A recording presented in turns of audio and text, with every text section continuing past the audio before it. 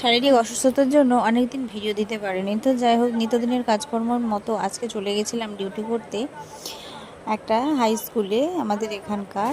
এখানে ডিউটি দিয়েছিল আমাকে, কারণ ছিল ফুটবল ম্যাচ। তো অনেক অন্যান্য স্কুল থেকে এসেছে, মেয়েদের ছেলেদের দুজনেরই ছিল।